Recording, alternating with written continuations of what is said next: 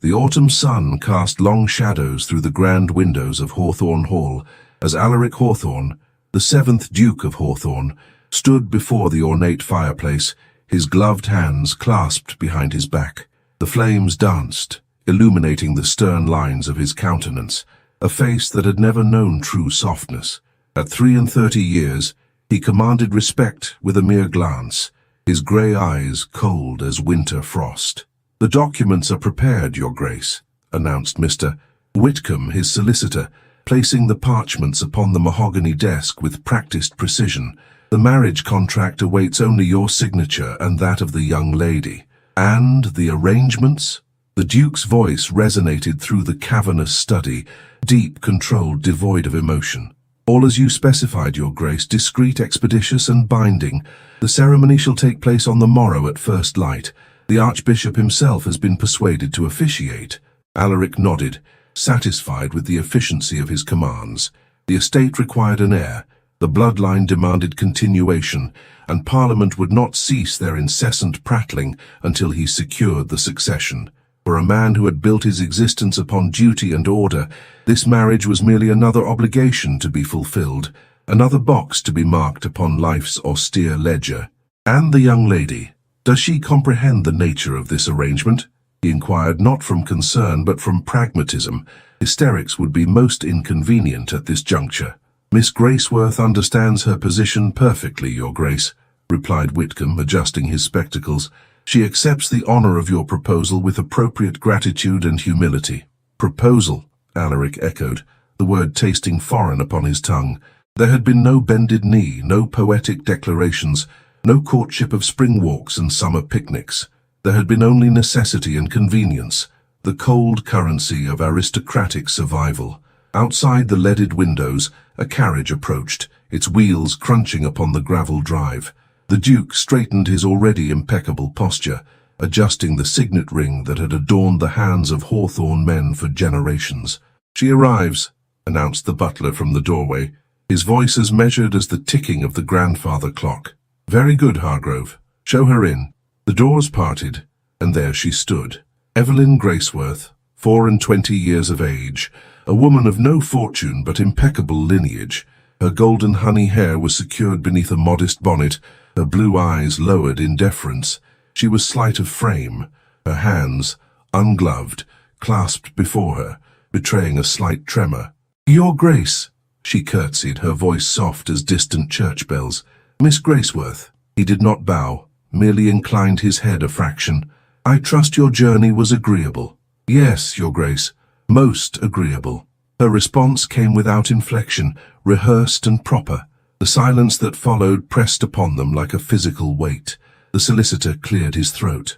"Perhaps, Your Grace, the young lady might wish for refreshment after her travels." "Of course. Hargrove will show you to the drawing-room, Miss Graceworth. Tea shall be served forthwith. We shall discuss the particulars of tomorrow's ceremony once you have rested." She curtsied once more, those small hands still trembling. As she turned to follow the butler, Alaric caught a glimpse of her profile. Delicate, yet there was something in the set of her chin that suggested not weakness, but perhaps an unexpected reserve of fortitude. "One moment, Miss Graceworth." She paused, turning back to him with eyes that betrayed a flash of apprehension before returning to their customary modest gaze. "You understand what is expected of you, as Duchess of Hawthorne?" "I do, Your Grace," she replied, her voice steady despite her trembling hands. "To bring honor to your name, to manage your household with efficiency and discretion, and to provide an heir to secure the lineage." He nodded, satisfied with her comprehension of her duties. "Very good. That will be all." As the door closed behind her, Whitcomb approached the desk, documents in hand. "She appears suitable, Your Grace, obedient, well-mannered, and of good breeding stock, if I may be so bold." "Bold indeed, Whitcomb," Alaric replied coldly, "but accurate nonetheless. She will serve her purpose." "There is the matter of Lord Severn Vale," the solicitor ventured cautiously. "He has been making inquiries about your hasty nuptials." The Duke's expression darkened. "My cousin should concern himself with his own affairs and not mine. He claims that he is next in line only until I produce an heir." Alaric cut him off sharply, which I intend to remedy with all haste. Later that evening, as Alaric stood by the window of his bedchamber, he observed his bride-to-be walking in the formal gardens below. The dying light caught her hair, turning it to burnished gold. She paused to touch a late-blooming rose, her fingers gentle upon its petals.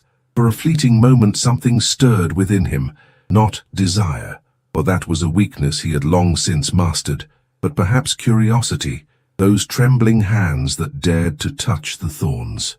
A fragile vessel for so great a burden, he murmured to himself, turning away from the window. But she need only be strong enough to bear a son. In the morning, he would place his mother's ring upon that trembling hand, and the house of Hawthorne would continue. That was all that mattered. That was all that could ever matter.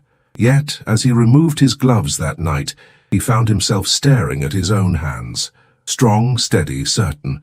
Hands that had never trembled, never hesitated, never known tenderness. And for the first time in years, he wondered if that was truly something to pride himself upon. The wedding ceremony had been precisely as Alaric had orchestrated. Brief, solemn, and devoid of superfluous sentiment. Evelyn had spoken her vows in a voice scarcely audible, her trembling hands clutching a small bouquet of white roses. No guests had been present save the requisite witnesses and the Archbishop, whose disapproving frown spoke volumes about the hasty nature of the proceedings.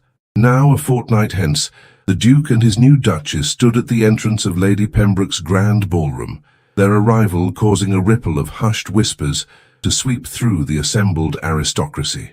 "The Duke of Hawthorne and her Grace, the Duchess," announced the footman, his voice carrying over the string quartet's delicate melody. Alaric felt Evelyn's arm tense beneath his touch as all eyes turned toward them. Her face remained composed, a portrait of serene dignity, yet he could sense her discomfort as palpably as the winter chill that swept through an improperly sealed window.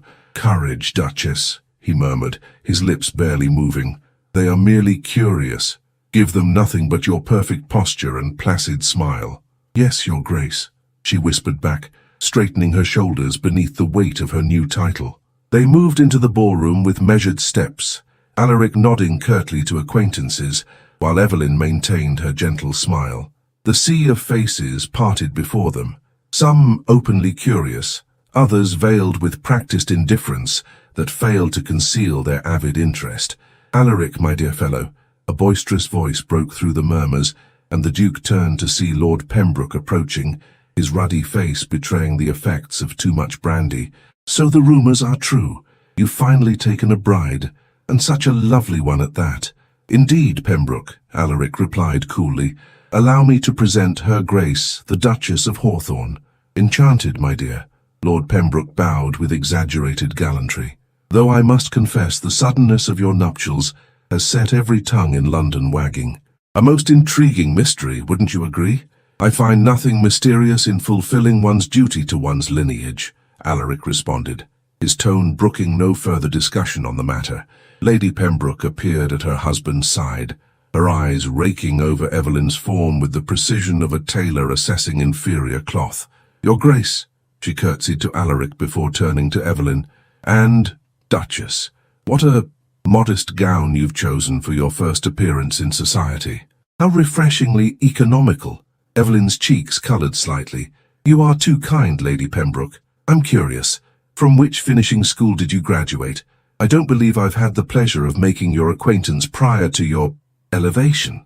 Before Evelyn could respond, a new voice interjected, rich, melodious and warm with genuine affection. "Alaric, at long last."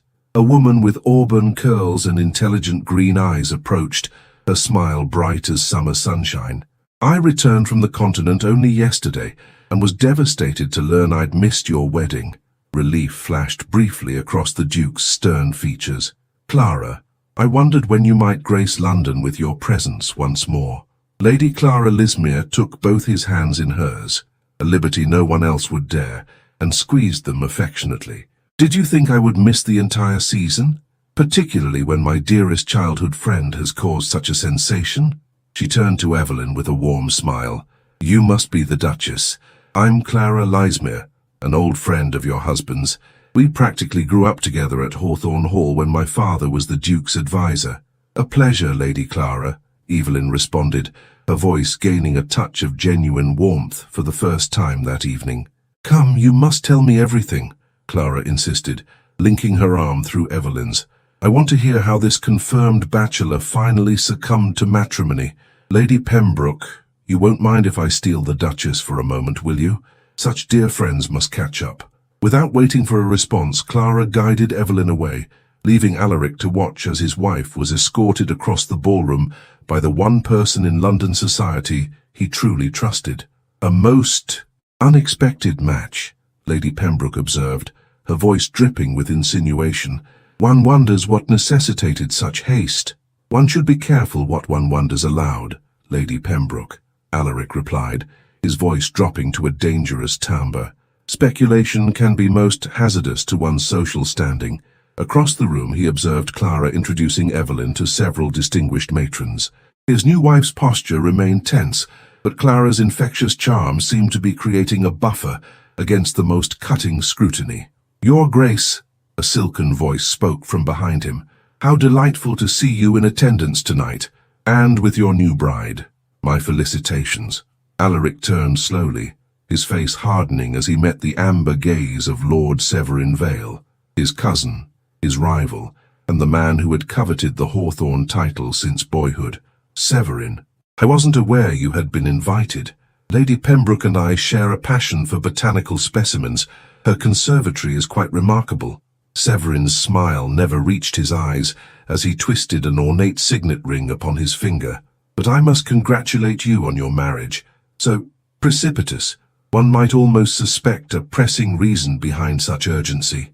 One might, if one were given to idle gossip rather than productive endeavors, Alaric replied coldly. Severin chuckled, the sound like silk drawn over steel. Always so proper, cousin, so correct. One wonders if your new Duchess appreciates such rigid rectitude. She seems rather delicate, almost tremulous, wouldn't you say? Alaric's jaw tightened imperceptibly. My wife's demeanor is none of your concern. Of course not. Though her background might be of interest to certain circles, I've been making inquiries about the Graceworth family. Most illuminating research. Whatever game you're playing, Severin. No game, cousin. Merely academic curiosity. After all, the Hawthorne bloodline has remained unblemished for 7 generations. It would be a shame to see it diluted. Before Alaric could respond, the music changed to announce the commencement of dancing. Across the room he saw Evelyn standing alone, Clara having been claimed by a young earl for the first quadrille. Several gentlemen glanced in the new Duchess's direction, but made no move to request her hand, creating a bubble of isolation around her that grew more obvious by the moment. Excuse me, he said curtly to Severin, moving across the ballroom with purposeful strides. He reached Evelyn just as the whispers around her became audible. No one will ask her to dance. Can you imagine those trembling hands attempting a waltz? The Duke must have been desperate indeed. Alaric extended his gloved hand toward her, his voice clear enough to carry to those nearest. The first dance belongs to me, Duchess, if you would do me the honor. Surprise flickered across her features before she placed her ungloved hand in his. The honor is mine, your Grace.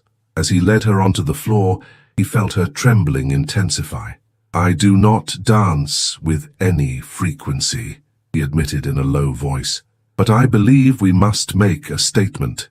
Yes, your Grace, she whispered, her eyes fixed on the elaborate cravat at his throat. I shall endeavor not to embarrass you.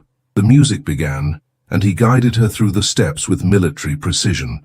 Her movements were graceful despite her nervousness, her years of training evident in the perfect curve of her arms and the lightness of her steps. You dance well, he observed, surprising himself with the unsolicited praise.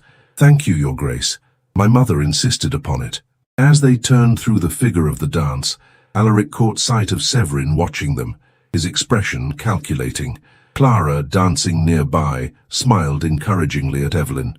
Your friend is very kind, Evelyn ventured softly. Clara? Yes. Perhaps the only truly sincere person in this nest of vipers. He hesitated, then added, she will be a valuable ally for you.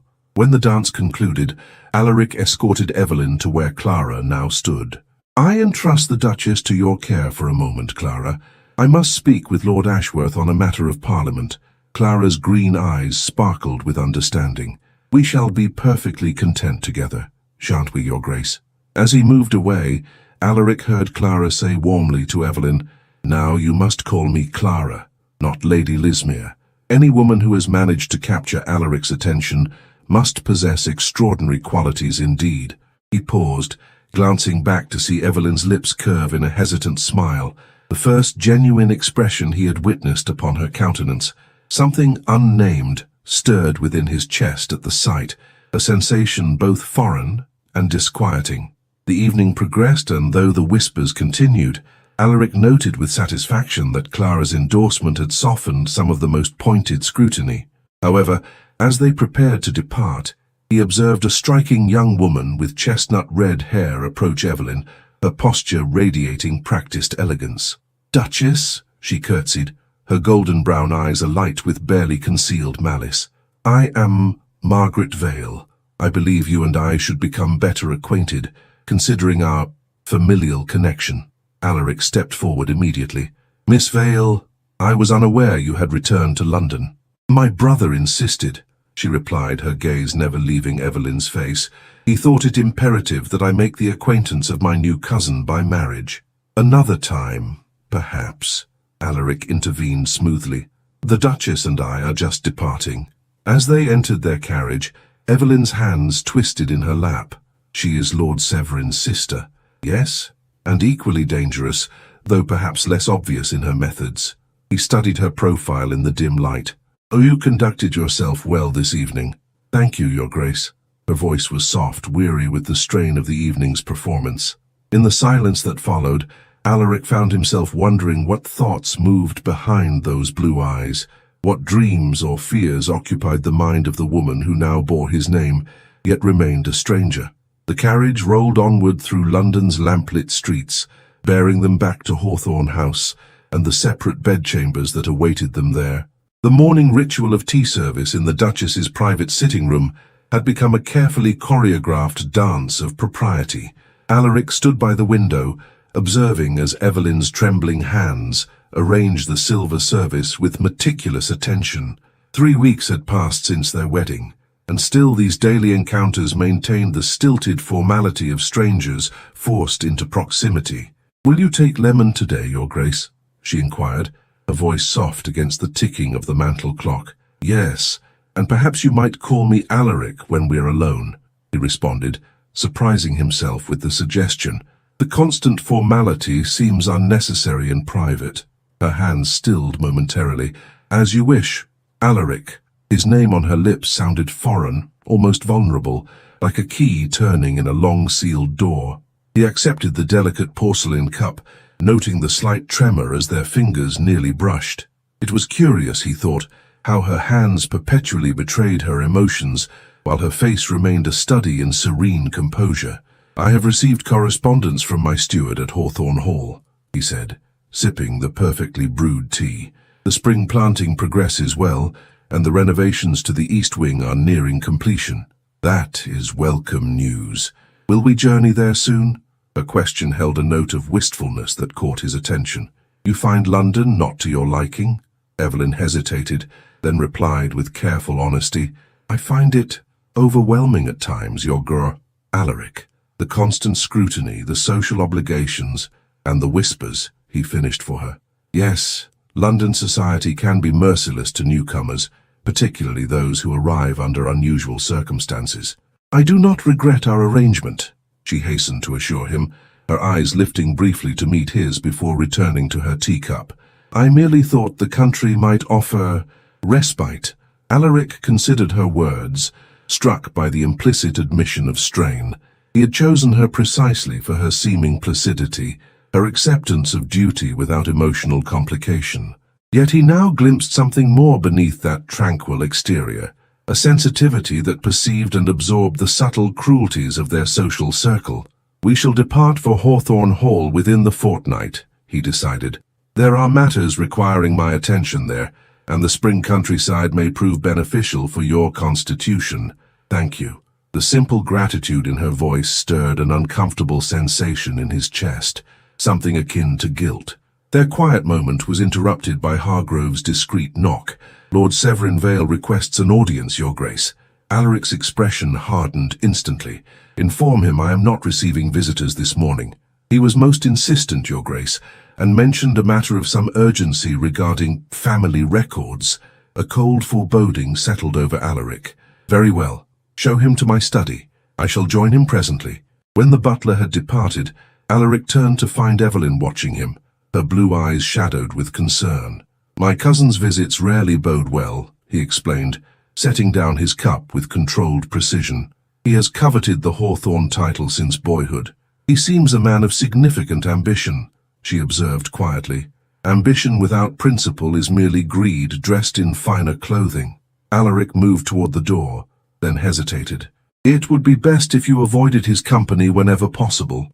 In the study, Severin stood examining the ancestral portraits lining the walls, his elegant figure a dark silhouette against the morning light. He turned as Alaric entered, a serpentine smile curving his lips. "Cousin, how domestic you've become. Tea with your bride. How utterly charming. State your business, Severin. I have pressing matters requiring my attention." Severin ran his finger along the edge of the mahogany desk, a gesture both casual and proprietary. "I've been researching genealogies. Fascinating pursuit, don't you think? The tangled branches of noble families, the occasional grafting of less noble stock. If you've come merely to speak in riddles, I suggest you find another audience." "No riddles, Alaric, merely facts." Severin withdrew a folded document from his coat. "Did you know that there is no record of a Graceworth family in Berk's peerage? Curious, considering your wife's supposed lineage." Alaric maintained his impassive expression. "Not all respectable families appear in Berks. The Graceworths are of good standing, if modest means." "Modest indeed. So modest that prior to 5 years ago, they appear not to have existed at all." Severin's amber eyes gleamed with malicious triumph. "Your Duchess's background is as fabricated as a penny dreadful novel. I wonder what Parliament would make of that." With deliberate calm, Alaric moved to the brandy decanter, pouring 2 glasses. "What exactly do you hope to accomplish with these insinuations?" "Insinuations? I have documentation, cousin. Witnesses. Evidence that your marriage is a fraud perpetrated to secure your title through deception." Severin accepted the offered brandy with a mocking salute. "But I am not unreasonable. I merely wish to protect our family's honor. By blackmail? By compromise. Acknowledge me as your heir presumptive in legal documents. Make it known that should your marriage prove unfruitful, the title passes to me rather than any questionable offspring." Alaric's expression remained granite, betraying nothing of his inner turmoil. "And should I refuse this generous offer, then by week's end every salon in London will know that the Duke of Hawthorne has married a woman of unknown, perhaps even common birth. The scandal would be devastating." Severin placed his untouched brandy on the desk. "Consider carefully, cousin. Family name against family honor. You have until tomorrow evening to decide." After Severin's departure, Alaric remained motionless, staring at the ancestral portraits that had witnessed 7 generations of Hawthorne duty and sacrifice. His mind raced with calculations and contingencies, assessing threats and countermeasures with cold precision. He was so absorbed in thought that he failed to notice Evelyn's entrance until she spoke. "Forgive my intrusion," she said softly, startling him from his reverie. "I wished to inquire if all was well." He turned to find her standing in the doorway, uncertainty evident in her posture. The morning light illuminated her golden hair, creating an effect not unlike a halo in the religious paintings that adorned the family chapel. "All is as it ever was with Severin," he replied tersely. "Threats veiled as concern, ambition masked as principle." She hesitated, then stepped further into the room. "May I ask what he wanted?" Alaric considered deflecting her question, but found himself answering with unexpected honesty. "He has made inquiries about your background. He threatens scandal." Evelyn's face paled, but she did not appear shocked. "I see." Her hands clasped before her, steadying their tremor through sheer force of will. "And what do you intend to do?" The question hung between them, simple yet laden with implication. In that moment, studying her composed features and the dignity with which she bore his scrutiny, Alaric made a decision that had less to do with strategy than with an unfamiliar sense of protectiveness. "I intend to take my wife to Hawthorne Hall, away from London's prying eyes and venomous tongues." He moved toward her, stopping at a proper distance yet closer than they normally stood. "Whatever Severin believes he knows, he cannot touch us at Hawthorne." Relief softened her features, though uncertainty lingered in her eyes. "And if he pursues his threats regardless, then he will discover that while the Hawthorne name stands for duty, it also stands for loyalty." His voice lowered, gaining an intensity that transformed his typically cold demeanor. "I made vows before God and Crown, Evelyn. I do not break my word, regardless of circumstance." Something unspoken passed between them, not affection perhaps, but a nascent alliance against a common threat. For the briefest moment, Alaric glimpsed vulnerability in her eyes, a silent acknowledgement of secrets, yet unshared. The grandfather clock chimed, breaking the moment. Evelyn stepped back, resuming her customary poise. "I shall instruct the staff to prepare for our departure." "Yes, we leave at first light tomorrow." He hesitated, then added, "It would be wise to bring Lady Clara into our confidence. Her friendship may prove valuable in the days ahead." "As you wish, Alaric." As she turned to leave, he called after her, "Evelyn." She paused, glancing back with questioning eyes. "Whatever truths or falsehoods exist in your past, you are now a Hawthorne. Remember that." A ghost of a smile touched her lips. "I shall endeavor to be worthy of the name, Your Grace." After she had gone, Alaric moved to the window, watching as the spring rain began to fall, washing away the London soot from the cobblestones below. Like the rain, they would retreat to Hawthorne Hall to cleanse themselves of the city's contaminating influence. But unlike the rain, they carried their troubles with them. For Severin would not be so easily deterred, and the secrets Evelyn harbored remained a vulnerability that threatened all Alaric had built his life upon. Yet as he contemplated the coming storm, he found his thoughts less occupied with the potential damage to his title, and more concerned with the woman who had entered his life as a convenience, and was becoming, most inconveniently, someone he felt compelled to shield. The rain fell harder, drumming against the windows like impatient fingers. Tomorrow they would flee to Hawthorne Hall, but whether they fled towards safety or into a more elaborate trap remained to be seen. All Alaric knew with certainty was that the trembling hands of his Duchess now held more than teacups and embroidery hoops. They held his name, his legacy, and perhaps something even more precious that he dared not yet examine too closely. The journey to Hawthorne Hall had been undertaken in relative silence, with Alaric absorbed in correspondence and Evelyn gazing out at the passing countryside. As their carriage crested the final hill, the ancestral seat of the Hawthorne family came into view. A magnificent Jacobean manor house of golden stone, its many paned windows gleaming in the afternoon sunlight, surrounded by formal gardens that gave way to rolling parkland. "Hawthorne Hall," Alaric announced unnecessarily, watching Evelyn's face as she beheld her new home for the first time. "It's beautiful," she breathed, her blue eyes widening with genuine admiration. "Like something from a fairy tale." A faint smile touched Alaric's lips. "Hardly that. It is old and draughty, with plumbing that protests vociferously every winter, but it has stood for 400 years and will stand for 400 more, God willing." The carriage rolled to a stop before the grand entrance, where a line of servants had assembled to greet their master and new mistress.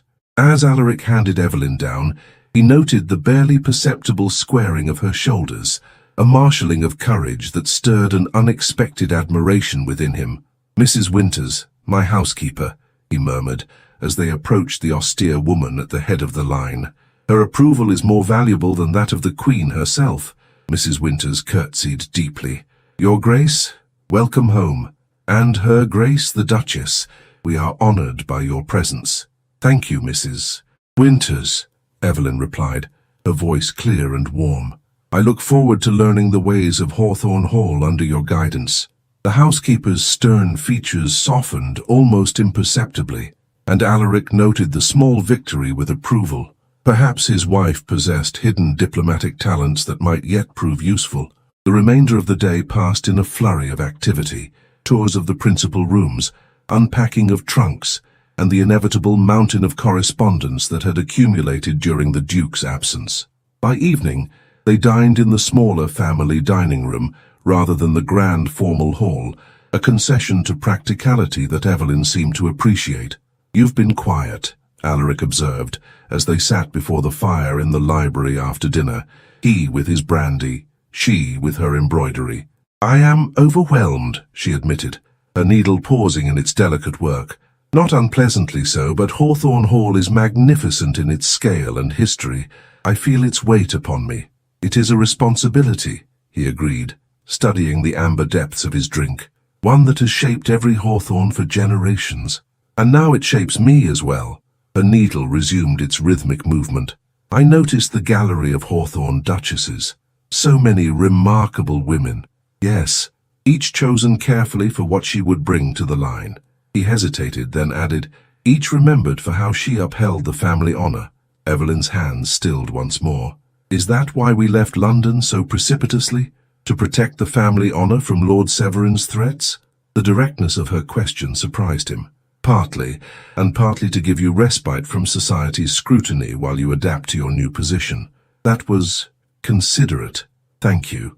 Their conversation was interrupted by the arrival of Hargrove, bearing a silver salver with a letter. "Delivered by special messenger, Your Grace." Alaric broke the seal, a stylized V pressed into dark red wax. His expression hardened as he scanned the contents. "Severin?" Evelyn asked, her voice barely audible. "Yes, he expresses concern for our hasty departure and wishes us a pleasant sojourn in the country." Alaric's voice was tight with controlled anger. "He also mentions his intention to call upon Lady Pembroke tomorrow to discuss certain historical curiosities regarding lineages. He means to proceed with his threats then." "So it would appear." Alaric folded the letter precisely and consigned it to the fire. "He has always been methodical in his malice." Evelyn set aside her embroidery, her hands clasping together to still their trembling. Perhaps I should tell you the truth of my circumstances, Your Grace, before Lord Severin's version reaches your ears through other channels." The moment hung between them, fraught with unspoken truths. Alaric studied his wife's face, noting the fear in her eyes, but also the resolution in the set of her jaw. "Yes," he said finally, "I believe that would be wise." Evelyn drew a deep breath. "My name is indeed Evelyn Graceworth, but the Graceworth line is not as it was represented to you. My father was a scholar, a professor of antiquities at Oxford. We lived modestly but respectably until his death 5 years ago. He left significant debts that I struggled to repay while maintaining appearances. And the connections to nobility that Whitcomb verified? Fabricated, with the assistance of certain documents my father had access to through his work.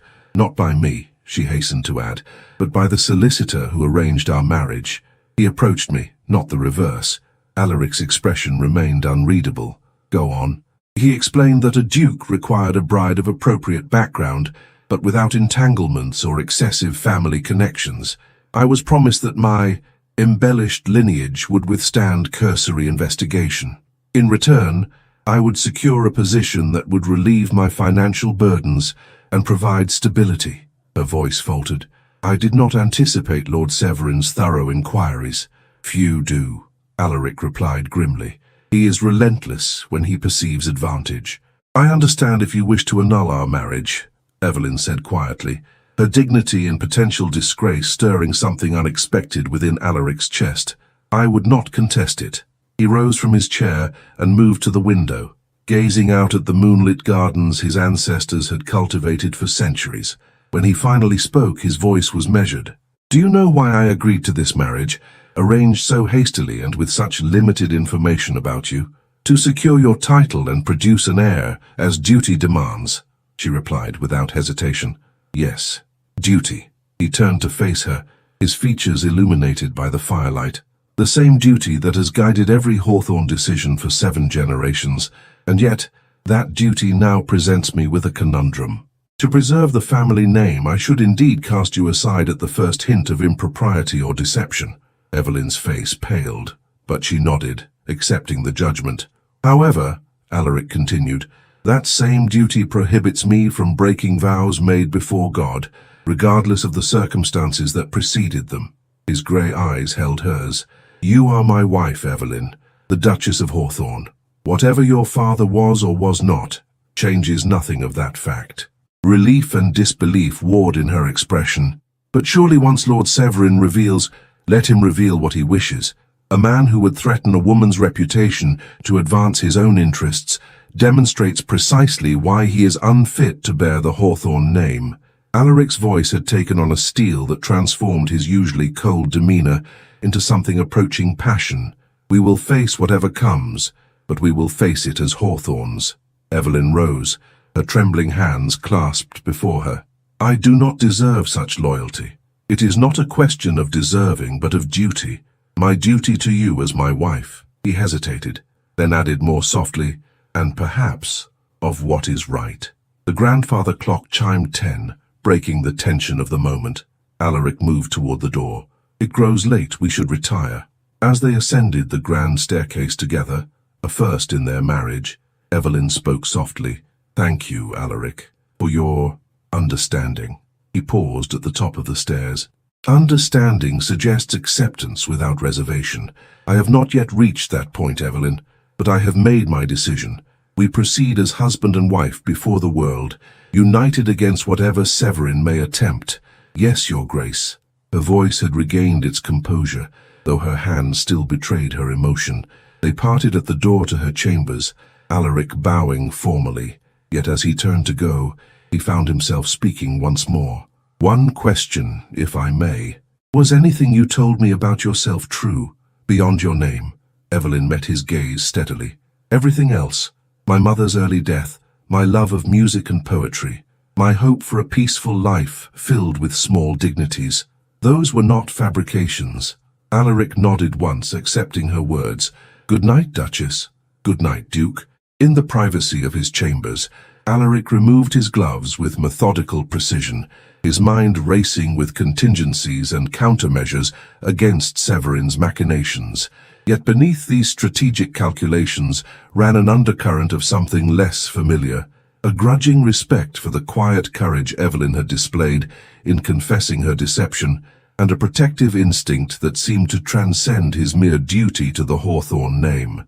As he placed his signet ring upon the bedside table, he noticed for the first time a slight tremor in his own steady hands.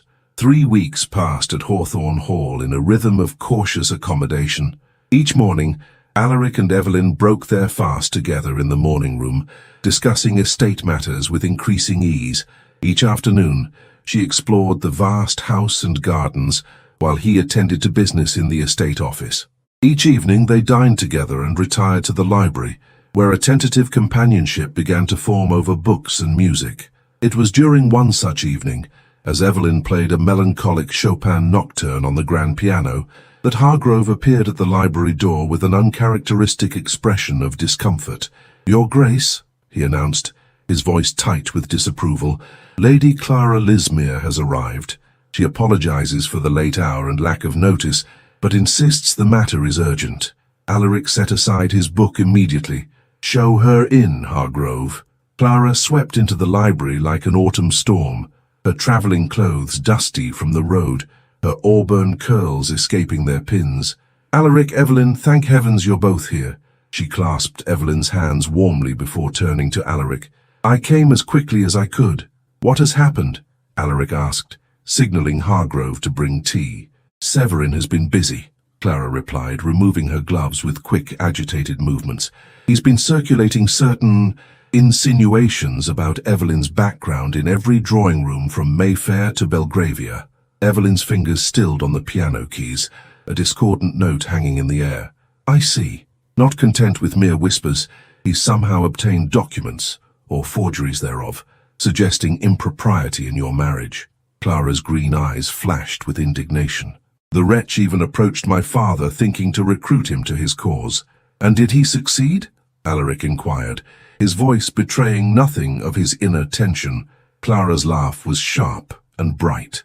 Papa told him that a Vale questioning a Hawthorne's honor was like a jackal questioning a lion's courage, presumptuous and ultimately futile. Some of the rigidity left Alaric's shoulders. Lord Lismere's influence in society remained considerable despite his advanced age. But that's not all, Clara continued, accepting the tea Hargrove had brought. Severin has brought his sister Margaret into the affair. She's been calling upon every lady of consequence, playing the concerned relative distressed by her cousin's unfortunate match. How theatrical of her, Alaric commented dryly. The Vale family talent for melodrama remains undiminished. Evelyn had risen from the piano bench, her face composed, despite the slight tremor in her hands. "What is being said specifically, Lady Clara?" "Clara, please," the auburn-haired woman corrected gently. "And various things. That you are the daughter of a disgraced scholar who falsified research, that your connections to nobility were fabricated, that the marriage was arranged through deception." She hesitated, then added more softly, "And more recently, that you married Alaric to escape creditors pursuing your father's debts." Alaric's expression darkened. "That goes beyond insinuation into slander." "Yes, which is why I came immediately. Severin is escalating his campaign more rapidly than I anticipated." Clara's gaze moved between them. "He seems determined to force a public response." "And what is society's reaction to these revelations?" Evelyn asked, her voice steady despite the storm Alaric could see brewing behind her eyes. "Mixed," Clara admitted. "Some relish the scandal, of course. They always do. Others find Severin's methods distasteful, regardless of the truth of his claims." She reached for Evelyn's hand. "And some, like myself, stand firmly with the Duchess of Hawthorne, whatever her origins may be." Silence fell as Alaric moved to the fireplace, his back to the room as he contemplated their position. Finally he turned, decision evident in his posture. "Clara, I must ask, did you come alone?" "Not entirely." A smile curved her lips. "My father follows tomorrow with his solicitor. He suggested a united front might be appropriate." Wise counsel, as always, from Lord Lismere. Alaric's gaze shifted to Evelyn. "We must return to London." "To face the accusations directly?" she asked, a touch of apprehension in her voice. "Yes, retreat only feeds speculation. We shall return and present ourselves at Lady Ashworth's ball 3 nights hence. The entire society will be there." His grey eyes held a steely determination. "We shall demonstrate that the Duke and Duchess of Hawthorne stand united, unbowed by malicious gossip." "It will not be easy," Clara cautioned. "Margaret Vale has been particularly effective among the younger ladies, playing upon their romantic notions of bloodlines and suitable matches. Then we must be equally effective in reminding them that true nobility lies in character rather than circumstance." Alaric's voice had taken on a quality Evelyn had not heard before, a passionate conviction that transformed his typically austere demeanor. Later that evening, after Clara had been settled in the blue guest chamber, Alaric found Evelyn in the gallery of ancestral portraits. She stood before the painting of his mother, the previous Duchess, a formidable woman whose serene expression belied her legendary strength of will. "She would have admired your composure this evening," he said quietly, coming to stand beside her. Evelyn started slightly at his approach. "I doubt that very much.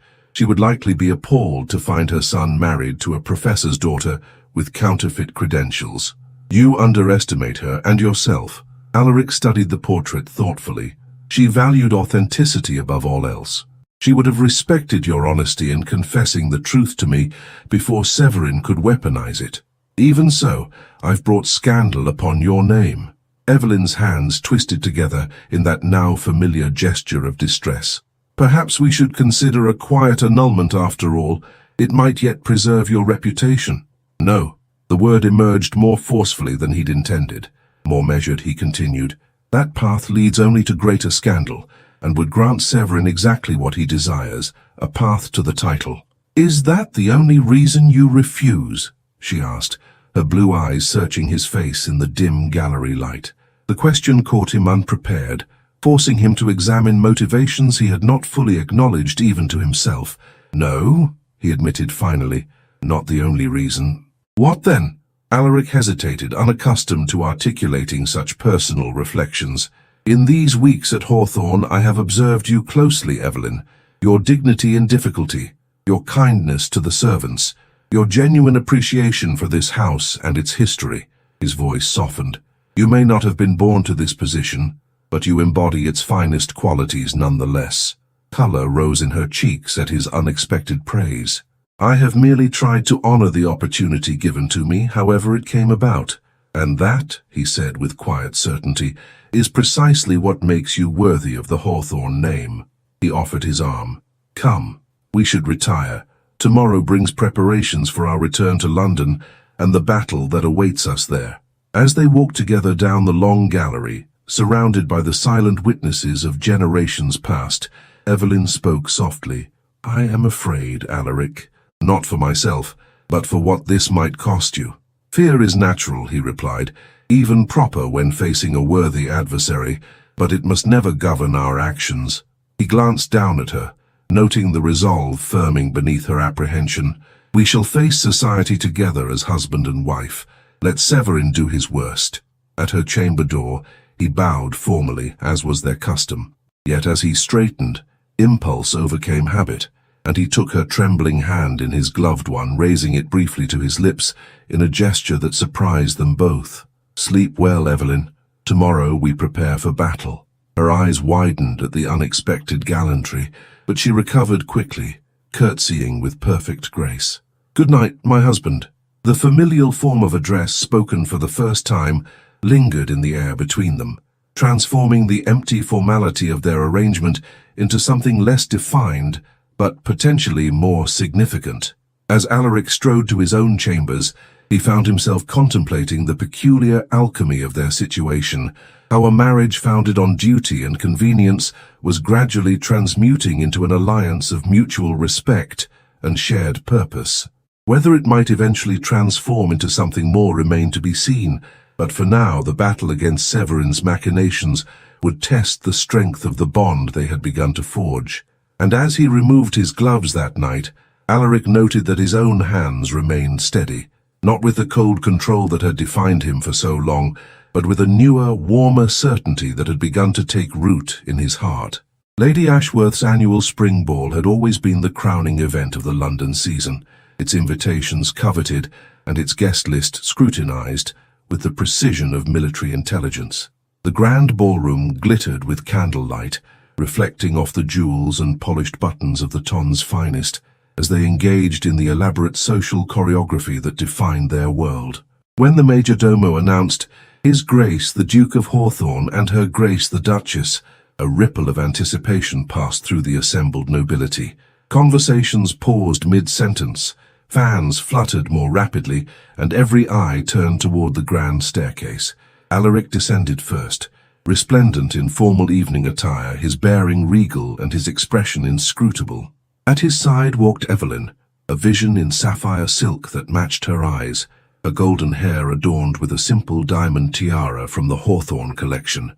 Her chin was lifted, her posture perfect, and if her hands trembled slightly where they rested on Alaric's arm, only he was positioned to notice. "Magnificent entrance," murmured Clara, who awaited them at the foot of the stairs with her father, Lord Lismere. "Every matron in the room is positively quivering with curiosity." "Then let us not disappoint them," Alaric replied, his voice carrying just far enough for those nearest to hear. "My wife and I are delighted to rejoin society after our sojourn at Hawthorne Hall." Lady Ashworth approached, her expression a careful mask of cordial welcome. "Your Grace, Duchess, how lovely to see you both. We had begun to fear you had abandoned London entirely for rural pleasures." "Never permanently, Lady Ashworth," Evelyn replied with perfect composure. "Hawthorne Hall is magnificent, but London society offers stimulations that cannot be found elsewhere." "Indeed," their hostess responded, her eyes sharp with assessment. "There has been no shortage of stimulating conversation during your absence." "So we have heard," Alaric said smoothly. "Idle tongues rarely find more productive employment." As they moved into the ballroom, the crowd parted before them, conversations resuming in hushed tones. Alaric noted with grim satisfaction the strategic positioning of Severin and Margaret Vale near the refreshment table, their matched expressions of calculated surprise at the Hawthorns' appearance, speaking volumes about their coordinated campaign. "Shall we circulate?" Evelyn suggested, her voice steady despite the tension Alaric could feel in her arm. "First, a dance," he decided, guiding her toward the center of the ballroom as the orchestra began a waltz. "Let them see that the Duke of Hawthorn dances only with his Duchess tonight." As he led her into the waltz, Alaric was conscious of every eye upon them, assessing their harmony, searching for signs of strain or discord. Evelyn moved with natural grace, following his lead as if they had danced together 100 times rather than once. "You dance beautifully," he murmured, genuine admiration coloring his voice. "Hair skill my father insisted upon," she replied, the ghost of a smile touching her lips. He believed even scholars' daughters should move with elegance. A wise man, then, despite his financial improprieties. The subtle acknowledgement of her true background, spoken without censure, brought a flash of surprise to her eyes. Yes, he was brilliant and kind, if not always practical. "I should like to have known him," Alaric said, surprising himself with the sincerity of the statement. As the waltz concluded, they were approached by the elderly Dowager Countess of Pembroke, a formidable figure, whose approval could make or break reputations with a single nod or sniff. "Hawthorn," she greeted Alaric with a tap of her lorgnette. "About time you emerged from hibernation, and this is your bride? Let me look at you properly, girl." Evelyn curtsied with perfect deference. "My lady, it is an honor." The Dowager circled Evelyn like a general inspecting a new recruit, her lorgnette rising to examine everything from the set of her shoulders to the arrangement of her hair. Finally, she harumphed. "Well, she has good posture and a respectful manner, which is more than I can say for half the so-called ladies of quality being paraded about these days." She fixed Alaric with a beady stare. "I've heard rumors, Hawthorn." "London thrives on them, Dowager Countess," he replied evenly. "Humph. That Vale boy has been particularly busy. Came to see me himself, full of concerns about the purity of noble bloodlines and other such nonsense." She snorted derisively. "As if the Vales hadn't married a tavern-keeper's daughter just 3 generations back to restore their depleted coffers." Alaric's eyebrows rose slightly at this unexpected revelation. "Indeed, how fascinating. Ancient history now, but I remember what others conveniently forget." The Dowager turned her attention back to Evelyn. "So, Duchess, I understand you're a scholar's daughter? Good. We need more intelligence and fewer vapors in the peerage. Come visit me for tea tomorrow. 3 o'clock precisely." With that imperial command issued, she swept away, leaving Evelyn momentarily speechless. Did she just publicly acknowledge your background while simultaneously extending her patronage? Yes. Alaric's lips curved in a rare smile. The Dowager Countess has always enjoyed confounding expectations, particularly when it discomfits those she finds tedious. Like Lord Severin? Precisely like Severin, whom she has evidently deemed more offensive than a duchess of questionable lineage. He offered his arm once more. "Shall we greet our host, Lord Ashworth? He has been watching our exchange with the Dowager with particular interest." As they moved through the ballroom, Alaric noted a subtle shift in the atmosphere. The Dowager's public acknowledgement had not erased the scandal, but it had complicated the narrative Severin had so carefully constructed. Whispers continued, but now they carried notes of confusion and reassessment rather than pure condemnation. It was near the refreshment table that the inevitable confrontation occurred. Severin, elegant in black evening attire, stepped directly into their path, his sister Margaret at his side. "Cousin," he greeted Alaric, his voice pitched to carry to nearby listeners. "How courageous of you to appear tonight, and with your wife." The pause before the word was deliberate and insulting. "Severin," Alaric acknowledged coolly. "I see you continue to grace events to which you contribute so little." Severin's smile remained fixed, though his amber eyes hardened. "I contribute truth where I find deception, cousin, a service to society." "How noble!"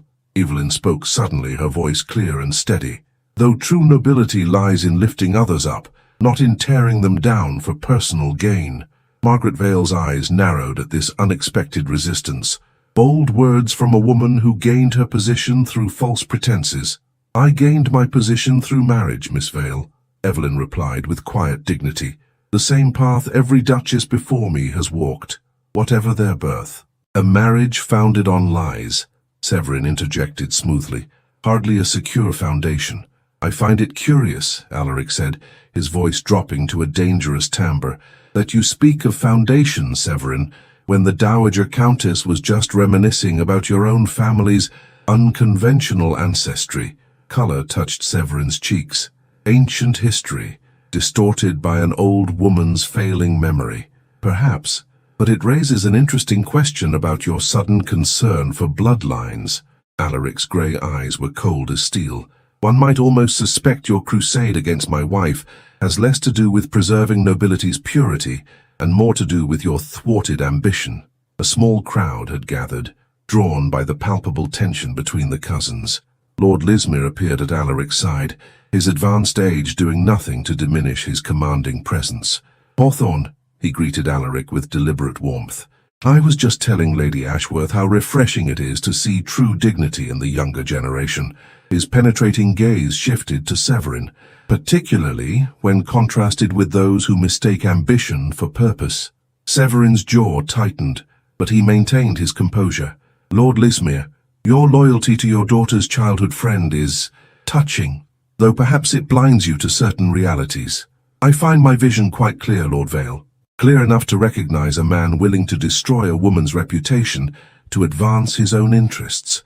Lord Lismere's tone was mild, but his words cut like a blade. I wonder what that reveals about your fitness for any position of honor. Margaret Vale shifted uncomfortably, her golden brown eyes darting between her brother and the growing circle of onlookers. Something in her expression suggested doubt, a hairline crack in her previously unshakable alliance with Severin. Sensing advantage, Alaric pressed forward. My wife's father was a scholar of antiquities, Severin, a man of learning and integrity, if not great fortune. What precisely about that heritage do you find so objectionable? Her intelligence? Her appreciation for history? Or perhaps it is simply that she possesses qualities you recognize as superior to your own?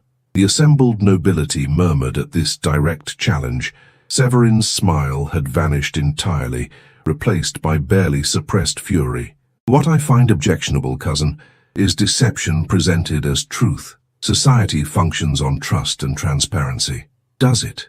Evelyn's voice was soft but carried clearly in the hushed circle. I had rather thought it functioned on compassion and mutual respect.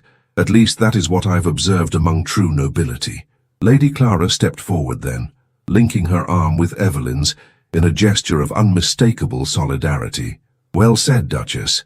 And I believe the orchestra is beginning another waltz. Shall we all return to the pleasures of the evening? Unless, Lord Vale, you wish to continue demonstrating your concern for propriety by creating a scene at Lady Ashworth's ball. The subtle rebuke struck home. Severin, recognizing the shift in the gathered crowd's sympathies, executed a stiff bow. Another time, perhaps. The evening grows tedious. With a sharp glance at his sister, he turned to depart. Margaret hesitated, an unreadable expression crossing her features before she curtsied mechanically and followed her brother. As the circle dispersed and the orchestra swelled, Lord Lismere nodded approvingly. Well handled, all of you. The first skirmish goes to House Hawthorne, I believe. Skirmish, not battle, Alaric cautioned. Severin will regroup and attempt another approach. But he will find it more difficult now, Clara observed. The Dowager's endorsement combined with his graceless retreat has weakened his position considerably. Alaric turned to Evelyn, whose composure remained intact despite the confrontation. You conducted yourself admirably, he said quietly. Your words were perfectly chosen. I merely spoke the truth as I understand it, she replied, about nobility and its true nature. Something in her sincerity stirred him. On impulse, he raised her gloved hand to his lips, not as the formal gesture of earlier days, but as a genuine acknowledgement of her courage. Then you understand it better than many born to it, he murmured, his grey eyes warming as they met hers. The evening continued, and though whispers still followed them, Alaric noted with satisfaction that many who had held back now approached to converse. drawn by curiosity and the endorsements of the Dowager Countess and Lord Lismere. By the time they departed, Evelyn had been invited to 3 tea gatherings and a charitable committee meeting, small victories in the campaign to secure her position. In their carriage returning to Hawthorne House, exhaustion finally claimed its due. Evelyn's shoulders slumped slightly, her practiced smile fading into weariness. "You may rest now," Alaric said gently. "You've earned it." "As have you," she replied, studying his face in the dim carriage light. "Thank you, Alaric, for standing by me so thoroughly. I did nothing more than honor my vows." Yet even as he spoke the words, he recognized their inadequacy. He had defended her not merely from obligation, but from a deeper impulse, one that had taken root during their weeks together at Hawthorne Hall and blossomed into something he had not anticipated when they first exchanged their hasty vows. As the carriage rolled through London's darkened streets, Alaric reached across the space between them and took Evelyn's hand in his gloved fingers closing around her bare ones in a silent promise that transcended duty and approached something far more profound. The following fortnight transformed London society into a battlefield of whispers and allegiances. Lady Ashworth's ball had marked merely the opening salvo in a campaign that now played out across drawing rooms and garden parties throughout the city. Yet the tide had begun to turn in subtle ways that even Severin Vale could not entirely counteract. The Dowager Countess's tea with Evelyn had proved pivotal. The formidable old woman had interrogated the new Duchess for 3 hours on subjects ranging from classical literature to household management, and had apparently found her answers satisfactory. When the Dowager subsequently invited Evelyn to pour tea at her exclusive literary salon, an honor typically reserved for women of unimpeachable standing, the message to society was unmistakable. "The old dragon has adopted you," Clara remarked with delight, as she sat with Evelyn in the morning room of Hawthorne House, sorting invitations that had begun to arrive with increasing frequency.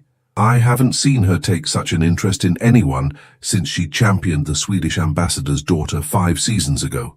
Evelyn smiled, her fingers tracing the embossed edge of an invitation. "She reminds me of my father, brilliant, demanding, and unexpectedly kind beneath her formidable exterior. A flattering comparison, I assure you." The new voice from the doorway brought both women to their feet.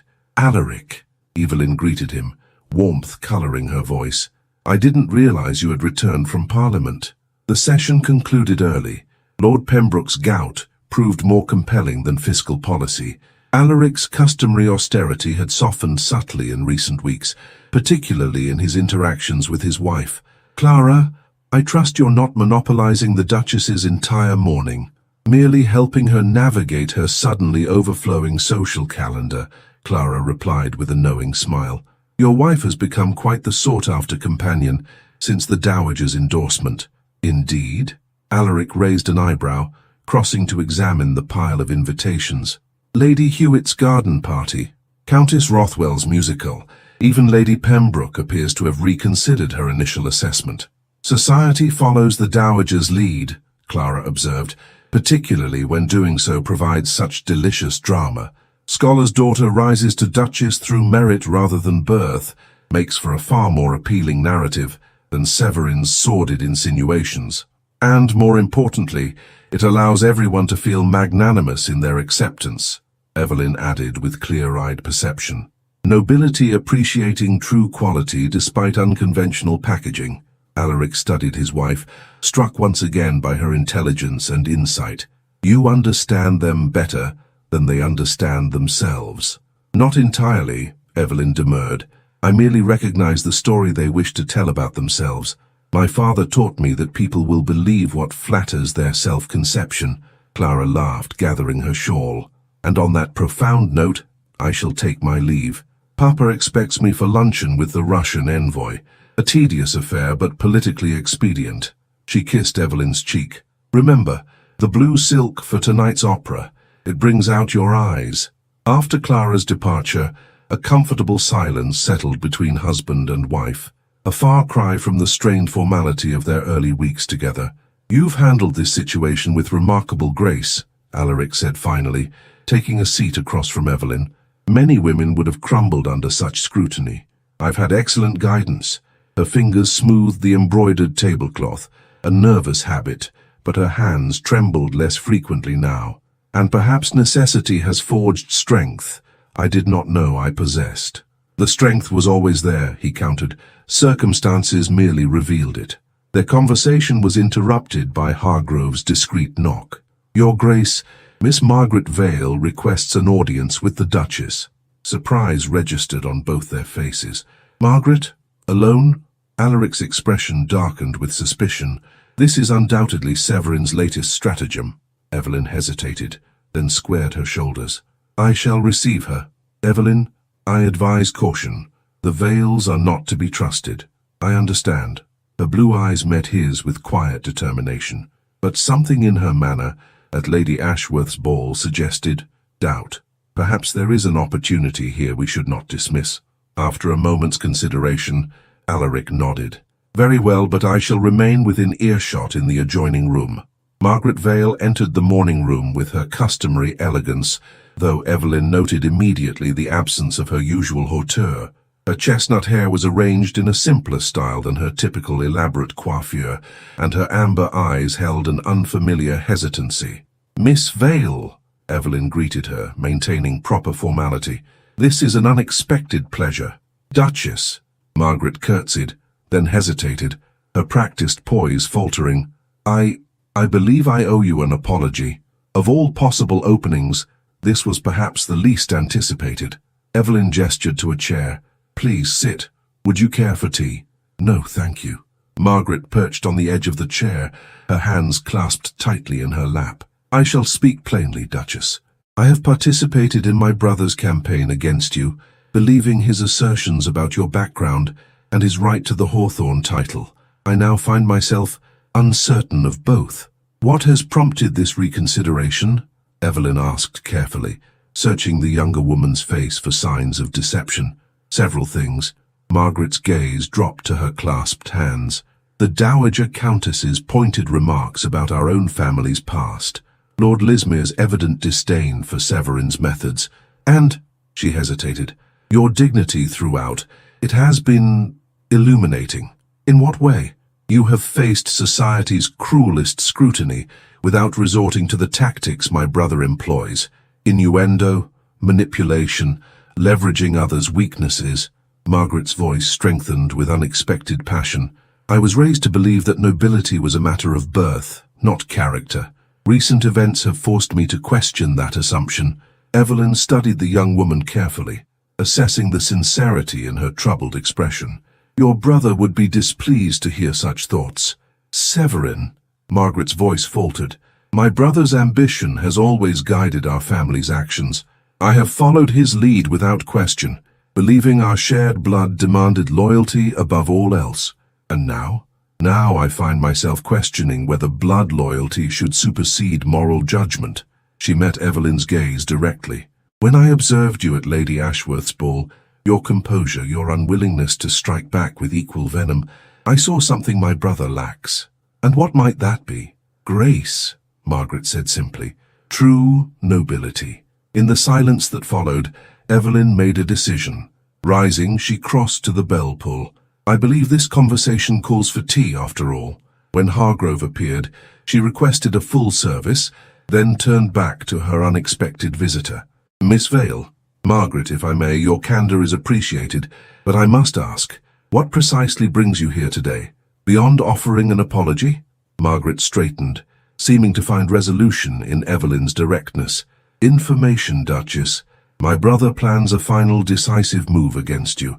He has located your father's former assistant, a Mr. Finch, who claims to possess evidence of academic fraud, falsified research that led to your father's financial ruin. Evelyn's calm exterior betrayed nothing of the cold shock that ran through her. I see, and this evidence? Letters, apparently, that implicate your father in deliberate deception.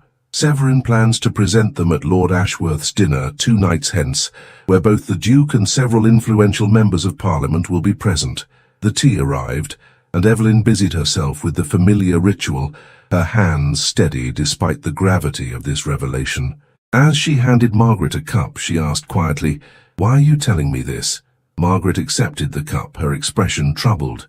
Because I've begun to recognize the destructive nature of Severin's obsession.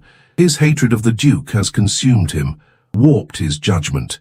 He speaks now of justice and propriety, but his eyes— She shuddered slightly. There is something in them that frightens me. And what do you hope to achieve by this warning? Evelyn pressed gently. I don't know, Margaret admitted, setting down her barely touched tea. Perhaps a chance to reclaim my own moral compass. Perhaps— She hesitated. Perhaps a hope that this endless cycle of retribution might somehow be broken. Before Evelyn could respond, the morning room door opened and Alaric entered, his expression grave but not hostile. Miss Vale, he acknowledged with a formal bow. I trust you will forgive my intrusion, but I could not help overhearing the latter portion of your conversation. Margaret paled but held her ground. Your Grace, I understand your skepticism regarding my motives. On the contrary, Alaric replied, surprising both women with his measured tone, I find your warning both timely and courageous. It cannot have been easy to break ranks with your brother. It was not, Margaret admitted. But I find I can no longer support actions I know to be wrong, regardless of family loyalty. Alaric studied her for a moment, then made a decision. Miss Vale, would you consider remaining at Hawthorne House as our guest for a day or two? For your own safety, if nothing else. Severin will not take kindly to your defection.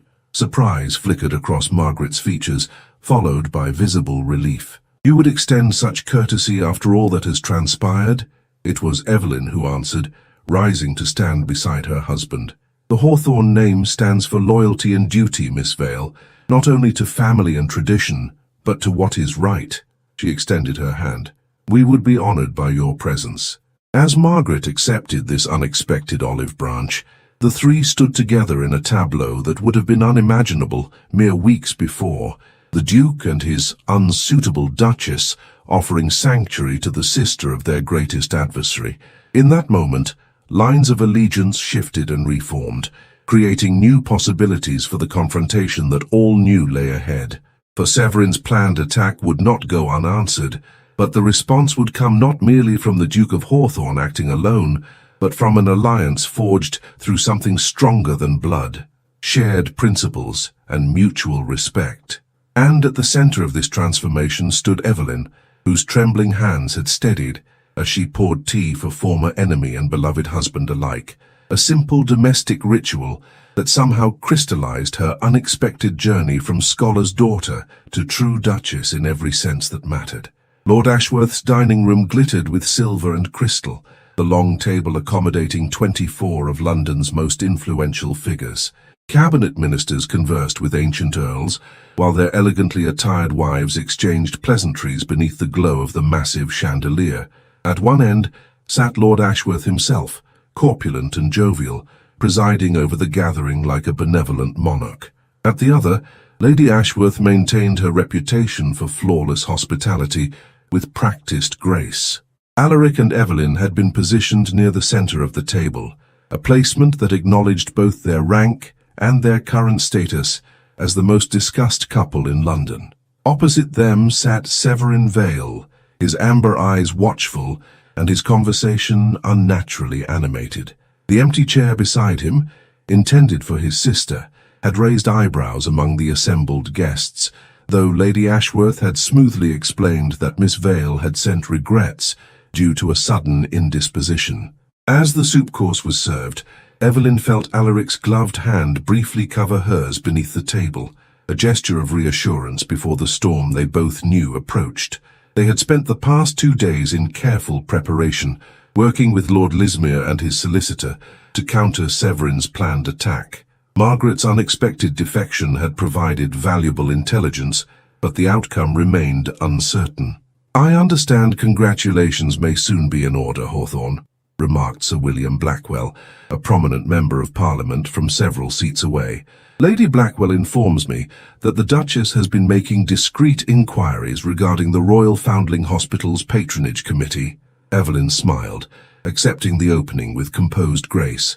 Indeed, Sir William, I believe those of fortunate circumstance have a particular obligation to assist children bereft of family support, "A commendable sentiment," agreed Lady Rothwell, an influential patroness of numerous charities.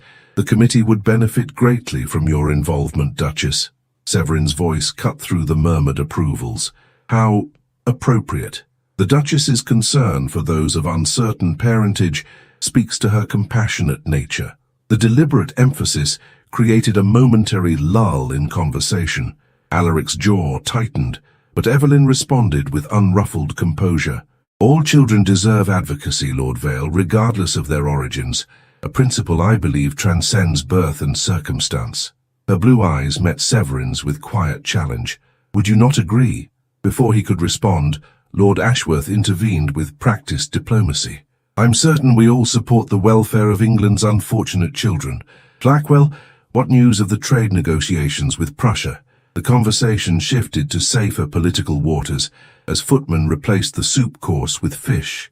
Evelyn noted Severin's growing impatience as the meal progressed through multiple courses, without providing him the opening he clearly sought. By the time the roast was served, his fingers drummed restlessly against his wineglass, his practiced charm giving way to barely concealed agitation. It was during a momentary lull between the meat course and dessert that he finally made his move. "I've been engaged in some fascinating historical research of late," Severin announced, his voice pitched to carry the length of the table, "particularly regarding academic scandals at Oxford some years ago." The deliberate non sequitur drew curious glances. Lord Ashworth frowned slightly at this breach of conversational etiquette, but Severin pressed on. "Most illuminating case involved a Professor Graceworth, an antiquities scholar who falsified research findings to secure funding." His gaze fixed on Evelyn. "His disgrace was hushed up to preserve the university's reputation, but the evidence of his fraud remains quite compelling." A ripple of discomfort passed through the assembled guests as the targeted nature of his remarks became apparent. Alaric set down his glass with deliberate precision. "Curious that your scholarly interests should suddenly extend to academic misconduct, Severin, a departure from your usual pursuits." "Knowledge in all forms fascinates me, cousin." Severin reached into his coat and withdrew an envelope. "I have here letters from Professor Graceworth's assistant detailing the falsification of archaeological findings, forgeries intended to secure patronage from several noble families." He placed the envelope on the table with theatrical deliberation. "Given recent connections between the Hawthorne name and the Graceworth legacy, I felt duty-bound to bring this information forward." Horrified silence descended upon the table.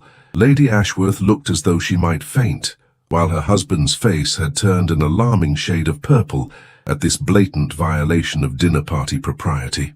Before Alaric could respond, the dining-room doors opened to admit an unexpected trio, Lord Lismere, Clara, and Margaret Vale. Their entrance caused a fresh wave of murmurs, particularly at the sight of Severin's sister in the company of his adversaries. "Lord Ashworth," Lord Lismere said with dignified authority, "pray forgive our intrusion upon your excellent dinner. A matter of honour compels our presence." "Lismere," Lord Ashworth recovered quickly, rising to greet his old friend. "We had not expected you this evening. Circumstances demanded our attendance." Lord Lismere's piercing gaze moved to Severin. "I understand Lord Vale has chosen your dining table as the venue for certain revelations." Severin's expression hardened as he took in his sister's presence among the new arrivals. "Margaret, I'm surprised to find you in such company." "Are you, brother?" she replied, her voice steady despite her evident discomfort. "You should not be. I informed you yesterday of my decision to distance myself from your vendetta." "A temporary lapse in judgment," Severin dismissed, though his knuckles whitened around his wineglass. "You will come to your senses." "I believe I already have." Margaret moved to stand beside Evelyn's chair, a symbolic positioning that drew gasps from several guests. Lord Lismere stepped forward, commanding the room's attention through sheer force of presence. "Lord Vale has presented letters purporting to demonstrate Professor Graceworth's academic dishonesty. I have here."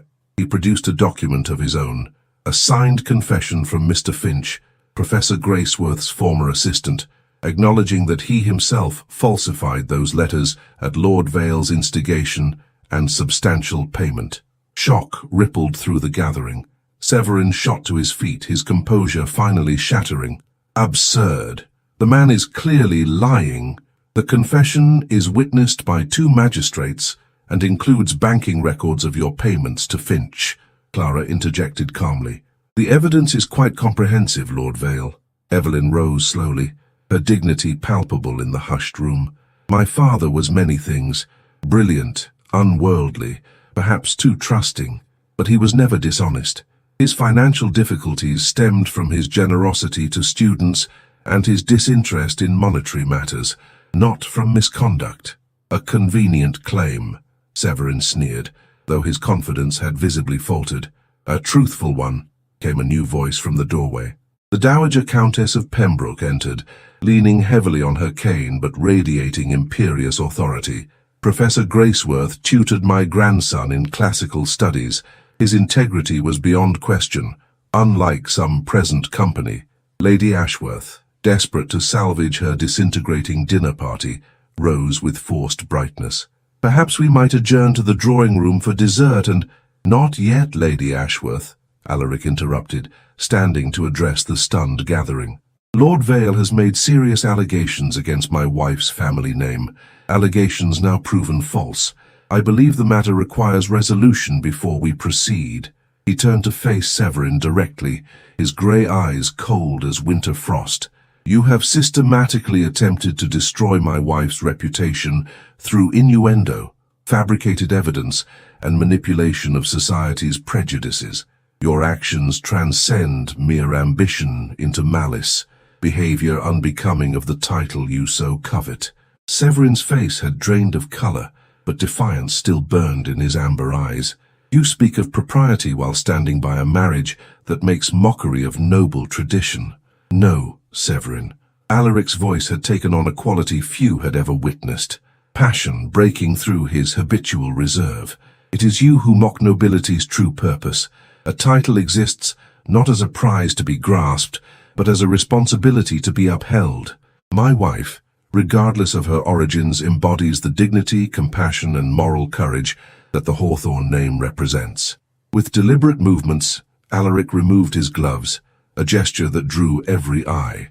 For generations, Hawthorne men have worn gloves in public as a symbol of the distance between ourselves and those we serve. Today, I remove mine. He reached for Evelyn's hand, clasping it bare palm to bare palm before the assembled company, a shockingly intimate gesture in aristocratic society. I stand with my wife not from duty alone, but from profound respect and deepening affection. She has taught me that true nobility lies not in bloodlines but in character. Severin's face contorted with fury. Sentimental drivel. The peerage cannot survive such dilution. On the contrary, the Dowager Countess interjected acidly, it cannot survive without it. Fresh blood and fresh perspectives have always been the salvation of noble houses, wise enough to embrace them. Lord Ashworth, seizing the opportunity to reassert control, cleared his throat. Lord Vale, in light of these developments, I believe an apology to the Duke and Duchess would be appropriate. Severin looked around the table, reading the turning tide in the faces of those whose approval he had sought. Even those initially sympathetic to his cause now regarded him with distaste, his methods having transgressed the unwritten codes of aristocratic conduct. I will not apologize for defending principles you are too weak to uphold, he spat, throwing down his napkin. This farce of a marriage may find acceptance among the easily swayed, but history will vindicate my concerns. With that declaration, he strode from the dining room, his exit marked by uncomfortable silence. After a moment, Margaret stepped forward, her expression resolute despite her evident distress. I wish to apologize for my brother's behavior and my own earlier complicity. The Duke and Duchess have shown me true nobility through their actions, not merely their titles. This heartfelt declaration broke the tension. Lady Ashworth seized the moment with relief. Shall we proceed to the drawing-room? I believe we could all benefit from some refreshment after such unexpected developments. As the gathering rose and began to disperse, Alaric turned to Evelyn, still holding her hand in his bare one. It is over, he said quietly. Severin has played his final card and lost. Perhaps not his final card, she cautioned, ever practical, but his power to harm us has been greatly diminished. The Dowager Countess approached, thumping her cane for emphasis. Well handled, both of you. Though I must say, Hawthorne, removing your gloves at the dinner table, quite the dramatic gesture. Effective, though. Alaric's lips curved in a rare smile. I find myself increasingly drawn to meaningful gestures, rather than empty tradition, Dowager. Perhaps my wife's influence. Good. About time the Hawthorne men learned there's more to nobility than perfect posture and frozen dignity. She fixed Evelyn with her penetrating gaze. You'll pour tea at my literary salon again next week, Duchess. The Russian ambassador's wife has requested an introduction. As they moved toward the drawing room, Alaric kept Evelyn's hand in his, a public acknowledgement of their private transformation. What had begun as a marriage of convenience had evolved into a true partnership, forged in adversity, strengthened by mutual respect, and now blossoming into something neither had anticipated when they first exchanged their hasty vows. The battle with Severin had been won, at least for now, but the greater victory lay in what they had discovered together, that true nobility resided not in bloodlines or titles, but in the character one demonstrated when faced with life's challenges, and that the strongest hands were not those that never trembled, but those that found steadiness in supporting others. A year had passed since the fateful dinner at Lord Ashworth's, and the gardens of Hawthorne Hall bloomed with summer's full splendor. Roses climbed ancient stone walls, lavender scented the air, and bees hummed contentedly among the foxgloves. Beneath the shade of a venerable oak tree, Alaric sat watching as Evelyn read aloud to a circle of children gathered from the estate and neighbouring village, a monthly tradition she had established shortly after their return from London. Her golden hair caught the dappled sunlight filtering through the leaves, and her blue eyes sparkled with animation as she gave different voices to characters in the story. The children listened in rapt attention, occasionally giggling at particularly dramatic flourishes. Among them sat Margaret Vale, who had taken up residence in the Dower House 6 months prior, after her final bitter break with Severin. Watching his wife, Alaric marvelled at the transformation in his own life. The austere, duty-bound man who had entered a marriage of convenience had been irrevocably changed by the trembling-handed woman who had brought warmth and purpose to Hawthorne Hall. Their partnership, forged in the crucible of scandal and strengthened through mutual respect, had blossomed into deep and abiding love. "The Duke appears lost in thought," observed Clara, approaching with a basket of freshly cut flowers. "A penny for your contemplations, old friend." Alaric smiled, a gesture that no longer felt foreign to his features. "I was reflecting on change, Clara. How profoundly one's life can be altered by unexpected circumstances, or unexpected duchesses," she replied with characteristic directness. "She has been good for you, Alaric, for Hawthorne Hall, for all of us." He nodded, watching as Evelyn closed her book to enthusiastic applause from her young audience. "She has taught me that duty without compassion is merely obligation, while duty informed by love becomes purpose." Clara followed his gaze, her expression softening. "And to think you nearly refused Whitcomb's arrangement out of concern for lineage purity. A narrow escape from lifetime folly," he acknowledged wryly, "though I maintain Whitcomb knew precisely what he was about when he presented her as a candidate. The old fox recognized qualities I was too blind to value." The children dispersed, running across the lawn with boundless energy. Evelyn rose, brushing grass from her simple summer dress, a far cry from the formal silks and satins of London society, though she moved between both worlds with increasing confidence. Margaret joined her, the two women conversing with the easy familiarity that had developed between them. "Will you attend Parliament next session?" Clara inquired, arranging her flowers with practiced skill. "Yes, though with less regularity than before. I've found my presence at Hawthorne more valuable than my speeches in London." Alaric's voice held no regret for this shift in priorities.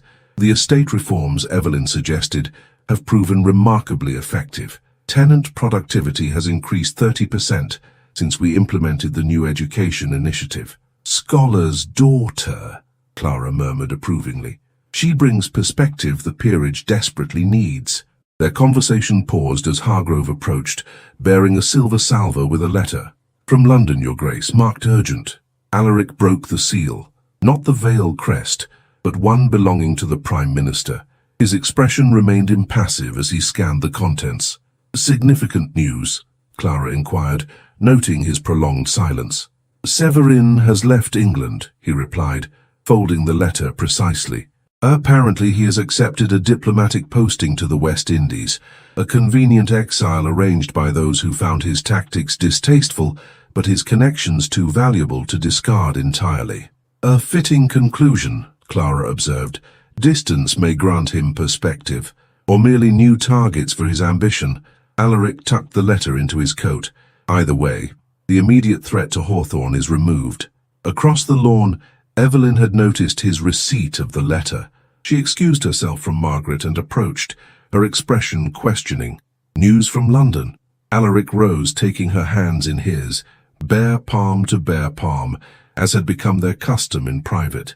"Severin has accepted a posting abroad. The Prime Minister believes his departure permanent." Relief flashed briefly across her features before concern replaced it. "And Margaret, how will she take this news?" "With more equanimity than you might expect," Margaret answered, joining them beneath the oak's spreading branches. "My brother and I exchanged our final words months ago. His departure merely formalizes the distance that already existed between us." The quiet dignity in her voice spoke volumes about her own journey over the past year, from Severin's accomplice to independent woman forging her own path, guided by newfound principles rather than blind loyalty. "You have created a true home here," she continued, gesturing to the idyllic scene around them, "a place where worth is measured by character rather than circumstance. I am grateful to have found welcome within it." Evelyn squeezed her hand warmly. "Hawthorne has always valued substance over appearance, has it not, Alaric?" "It does now," he replied, the simple acknowledgement encompassing the profound shift in his own worldview. As afternoon mellowed toward evening, guests began arriving for the summer festival Evelyn had revived from Hawthorne tradition, a gathering that brought together aristocracy and villagers, academics and farmers, united in celebration of the estate that sustained them all. The Dowager Countess arrived in her ancient carriage, complaining vigorously about the journey, while clearly relishing the occasion. Lord Lismere came with his latest protégé, a promising young politician who looked about with undisguised admiration. Even Lady Pembroke, once so dismissive of Evelyn's modest attire, now sought her approval for charitable endeavours. The great lawn transformed into a festival ground, with musicians playing country dances and tables laden with simple but abundant fare. Alaric moved through the gathering, noting how seamlessly Evelyn navigated between duchess and hostess, scholar and benefactress, roles she had integrated with remarkable grace. As dusk approached, lanterns were lit throughout the garden, casting a golden glow over the proceedings. Alaric found Evelyn near the rose garden, momentarily alone as she adjusted a lantern's position. "Are you pleased with your festival, Duchess?" he asked, coming to stand beside her. "Immensely," she replied, her smile warm in the lantern light, "though I believe it is the Duke's festival, traditionally speaking. Perhaps once. Now it is ours, like all else at Hawthorne." He offered his arm, which she took with familiar ease. "Walk with me. There is something I wish to show you." They strolled through the rose garden to a secluded corner where a new stone bench had been placed, overlooking both the festival below and the rolling countryside beyond. As Evelyn seated herself, Alaric withdrew a small package from his coat. "A gift," he said simply, placing it in her hands. Unwrapping the paper, she revealed a small, leather-bound volume, a first edition of her father's most significant work on classical antiquities. "Alaric," she breathed, her fingers tracing the embossed title reverently. "How did you find this?" His books were sold after his death to settle debts. With considerable effort and surprising assistance from the Dowager Countess, who apparently maintains correspondence with antiquarian booksellers throughout Europe, he sat beside her, watching emotion play across her expressive features.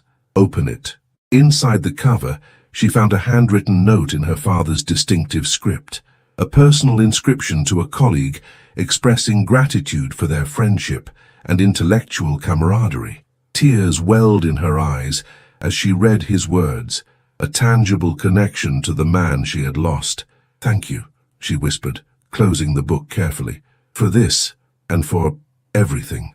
I have something else for you as well," Alaric continued, his voice softening, "though it is less tangible than a book." From the festival grounds below came the cry of a newborn, a sound that brought a tender smile to Evelyn's lips. "Our tenant's new daughter," she observed, "born just yesterday, I'm told." "Yes, and in need of godparents, according to tradition." Alaric took her hands in his grey eyes warmer than she had ever seen them. "But I find myself thinking beyond godchildren, Evelyn." Her breath caught as understanding dawned. "Alaric, when we married I spoke of duty and lineage, cold concepts unworthy of what has grown between us." His voice deepened with emotion rarely displayed so openly. "I wish for a child not to secure succession, but to embody the love I bear you." Joy illuminated her face, transforming it in the golden lantern light. "Truly? Truly?" He raised her hand to his lips. "The Duke of Hawthorne finds himself humbled by happiness he never sought and never believed possible." As night fell completely, they remained on their secluded bench, speaking softly of dreams and possibilities, of a future rich with purpose and meaning. Below them the festival continued, music and laughter rising on the summer air, lanterns glowing like earthbound stars, the community united in celebration of abundance and connection. And if the Duke's arm encircled his Duchess with protective tenderness, and if her head came to rest upon his shoulder in a display that would have scandalized London drawing rooms, there were no witnesses save the ancient oak trees and eternal stars, silent guardians of transformations, worked by time and love and courage. Later, as they made their way back to join their guests, Evelyn paused to adjust a lantern that had tilted precariously. Alaric watched her hands, steady now, confident in their purpose, and reflected on the journey that had brought them to this moment. What had begun as a marriage of convenience, a transaction to secure a title and provide stability, had blossomed into something neither had anticipated. Through scandal and opposition, through revelations and reconciliations, they had discovered that true nobility lay not in bloodlines or titles, but in the capacity for growth, compassion, and love. The Duke of Hawthorne, once defined by rigid duty and cold control, had learned that strength could be found in vulnerability, and that hands that trembled with emotion might be wiser than those that never faltered at all. His Duchess, once intimidated by the weight of tradition and expectation, had discovered her own quiet power, the ability to transform a great house into a true home, and a marriage of convenience into a union of kindred spirits. As they rejoined their festival beneath the summer stars, their joined hands symbolized the most profound revelation of all, that grace was not bestowed by birth or rank, but cultivated through choices made in moments of trial, and that dignity came not from perfect composure, but from the courage to remain true to one's principles, even when the world trembled around you. In the great tapestry of Hawthorne history, their story would be woven with threads both traditional and unexpected, a pattern uniquely their own, yet strengthening the whole. And in generations to come, when young Hawthornes asked about the Duke with ungloved hands and the Duchess whose touch transformed a lineage, the tale would be told of how true nobility was revealed not through perfect pedigrees, but through the perfect union of duty and compassion, strength and tenderness, pride and grace.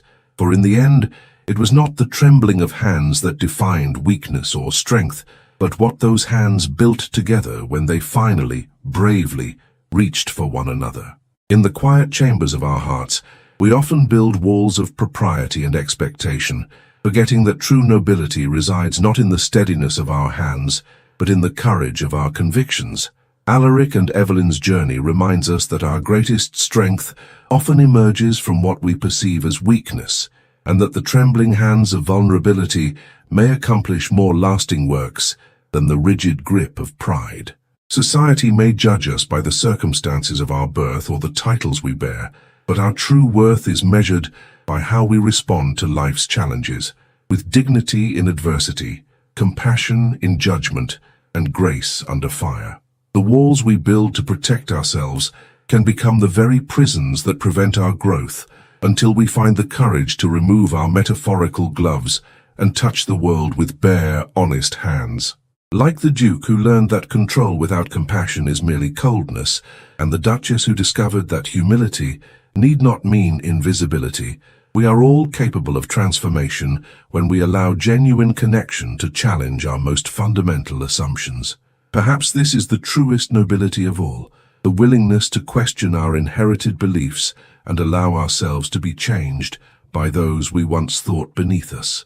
In a world that often values appearance over substance and certainty over growth, may we all find the courage to remove our protective gloves, to allow our hands to tremble with authentic emotion, and to build something more beautiful than perfection, a life of meaning, connection, and enduring grace. If you've been moved by the Duke's trembling hands, please subscribe to our channel for more stories that explore the depths of human transformation and the quiet courage it takes to become our truest selves. Each week, we bring you tales of remarkable journeys, historical and contemporary, that illuminate the path to authentic nobility of spirit. Share your thoughts in the comments below. Have you ever discovered strength in what you once perceived as weakness? Has someone unexpected taught you about true dignity or grace?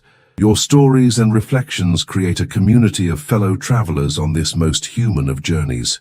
Until our next tale unfolds, remember that the most powerful changes often begin with hands that tremble, not with fear, but with the courage to reach beyond the boundaries of who we thought we were.